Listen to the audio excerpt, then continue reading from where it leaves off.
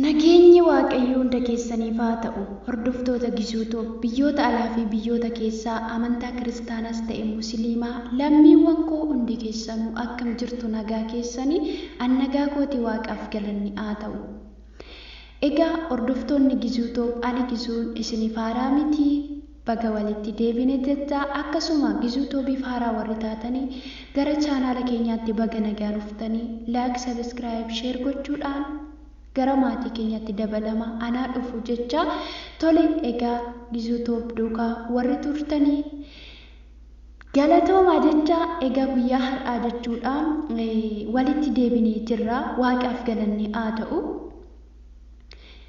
Egaa daqiiqaa muraasa ana waliin turtiin keessan haa ta'u. Sababiin isaayyuu wanta na mudate tokkoon isiniif qooda dhimma yuutuubii irratti gara monetization ta'uudhaaf yookaan immoo erga monetization ta'uuf carraa xiqqoo irra ga'ee maal tokko na mudate isiniif qooduun dhufe. Yeroo baay'ee toora yuutuubii irraa isin gidduutii fagaadheetan ture. Gizuun maal taatee kan jedhamoota baay'eetu na gaafate. Kana biraa immoo chaanaala lammaffaa yerootti banetu jira. Har'oo chaanaala duraa akkamiin itti deebite kan jedhamu yaada keessanis isinitti dhufuu danda'a. Warri beektan, warri dura na beektan jechuudha. Warri haaroon waan immoo mudannoo koo kanarraa waa barattu. Akkasumallee gammachuus hin qabna. Akka dhugaa baatis akka mudannoos yaada qabna jechuudha. Yaada koo kana waliin turtiin keessan haa ta'u. Maaliif? Gaafa warra geessu waa argita. Gaafa waa beektu waa argita.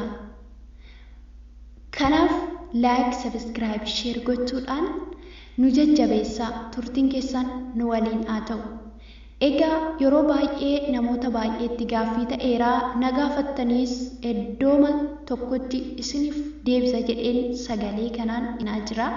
Maaliifi ijoollee baay'eetu gargaarsa naaf godhanii, ijoollee baay'eetu bakka kallattii ani yaanneen na bukkee dhaabbatanii carraa sadarkaa yuutuubii irra na geessisaniiru. Ani jalqabaa yuutuubii hojjechuu miti yookaan sadarkaa kana ga'uu miti tasayyuu yaanne. Gaafan yuutuubiitti seene seera yuutuubii beekee miti, garuu isa beekurraa waa barta yookaan waa beekta. Haa ta'u malee gaafa seera yuutuubii barannu waan gaariidha. Garuu otoo seera yuutuubii hin beekin hojii yuutuubii eegaluun kufaatiidha. Gaafa waa baruuf jettu waa beekuutus barbaachisaadha. Haa ta'u malee namni beekaa ta'een dhalatu, beekaarraa waa barata. Mee turtiin keessan ana waliin haa ta'u. Mudannoon kee maali? Maaltu ji'a tokko kana keessaa mudatee yuutuubii irraa viidiyoo tokko poostii gooteen beektu? Akkasumallee mudannoo kee dhageenyeen beeknu maaliif baddee? Maaliif komentii nuun laattu? Maaliif immoo yaada kee tokko hin qooddattu kannaan jettanillee jirtu. Haa ta'u egaa gaafa waa tokko keessa jirtu yookaan waa tokkotti seentu qorumsa dhabdu. Haa ta'u malee qorumsa sana keessatti namni obsa qabu hin darba. Gaafa hojii tokkotti seentu waa beekuunis barbaachisaadha. Maaliif otoo hin beekin gaafatti seentu iddoo tokkotti si danquu danda'a jechuudha. Egaa akkuma beeknu baay'een keenya gara chaanaala yuutuubii kanatti dhufnee jirra.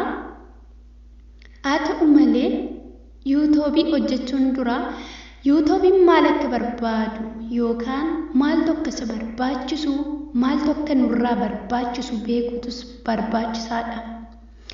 Sababiin isaayyuu gaafa hojjennee itti amaanee yeroo keenya finnee gaafa dhufnee sadarkaa guddachuu irra geenyu wanti nuti otoo hin beekin hojjenne nu danquu danda'a jechuudha.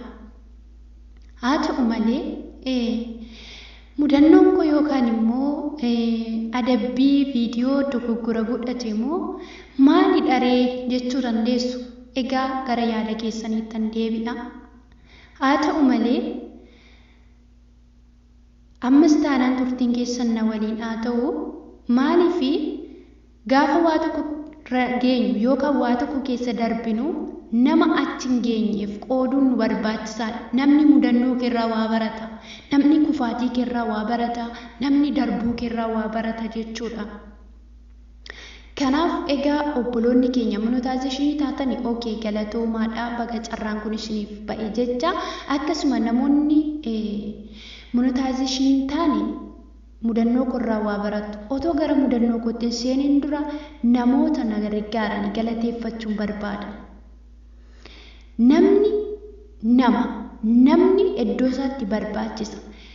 Gaarii ta'es hamaa beekaa ta'es wallaalaa. Namni kamuu tuffatamuu hin qabu. Namni kamiyyuu iddoo isaatti dandeettii beekumsa wal caala malee namni hamma nama ta'etti iddoo itti nama gargaaru qaba.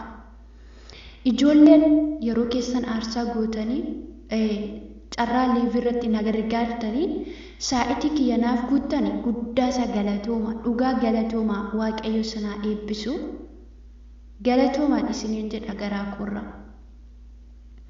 Yeroo firii jirtan na gargaartanii akkasumallee yeroo irriba keessanillee aarsanaaf gootanii na gargaartanii bakkaan ani abdii kutadhettillee na gargaartanii maaliif ani jalqaba sadarkaa kana ga'a yookaan immoo gara carraa kanaa dhufa jedhee yaanni garuu jajjabina waaqayyoon gaditti yoo namni nama jabeessu nama bukkee jiraate carraa argachuu dandeessa. Kanaaf namni barbaachisaadha. Manni utubaa malee dhaabachuu hin danda'u. Namni nama malee nama ta'uu hin danda'u. Waa baruus hin danda'u. Kanaaf hordoftoota koo turtiin keessan anuma waliin haa ta'u. Keessattuu chaanaala keessan monetization otoon godhateen warri sa'aatii guuttachaa jirtanii waan irraa barattu. Sa'aatiin koo guutuu didee jettanii cinqamuu miti. YouTube'n maal irraa barbaadaa jettanii beekuutu barbaachisaadha. Nuti sa'aatii guutumaaf ariifanna. Gaafa sa'aatiin guutee dafneetuma gara monetizationitti darbina fakkaata yeroo akkas ilaalamu. Garuu gadi fageessinee waa beekuutu barbaachisaadha. Ani jechuudha faallaa ta'in argame nama hundumaarraa jedheetu yaada. Namoonni baay'ee YouTube isaaniitu koppiraatee yoo godhatee qabama. Viidiyoo namaa yoo sheerii godhanii qabama. Kan koo garuu faallaa namaa ta'e argame.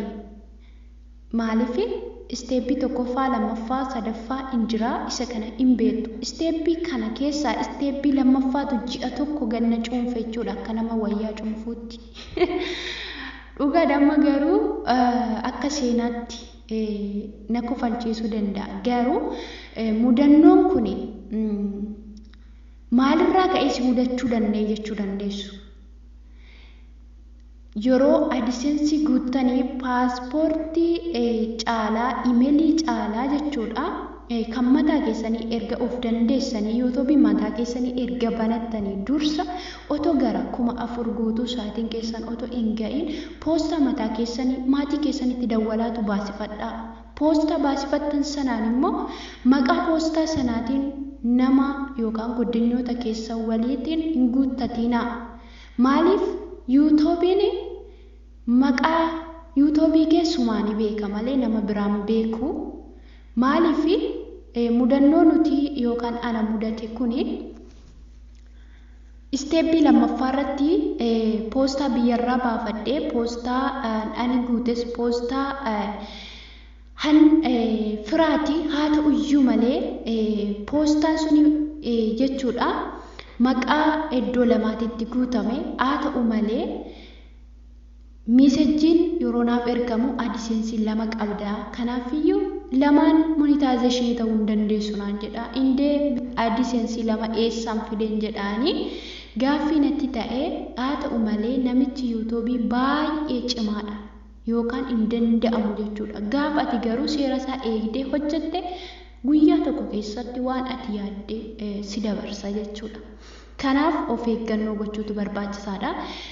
Otoo gara monetization isteeppii tokkoof isteeppii lamaffaa hojiin eegaliin poostaa keessan biyyarraa baafadhaa qarshii keessan ergadhaatu yoo baay'ate qarshii 60-70 maatiin keessan otoo isin sadarkaa gara kanaatti dhufiin akkasiniif baasan taasifadhaa. Otoo danda'ame otoo maqaamaa keessaniin isiniif baasan bareedaadha. Maaliif waan hundumtuu of danda'ee YouTube mataa keessaniirra akkasinii ta'uuf jechuudha. Kanaaf AdSense isteeppii lammaffaatu ji'a tokko jechuudha na dabarsuu didee ergasii imeelii biraa jijjiirradhee itti ergu innaaf deebisee YouTube'n koollee koopiraayitiirraa illee kan ta'e hunda waan hundumaatiin dafee hin darbe garuu isteeppii lammaffaatu ji'a tokko guutuu jechuudha. Akkan ani hin darbine na danqee jechuudha.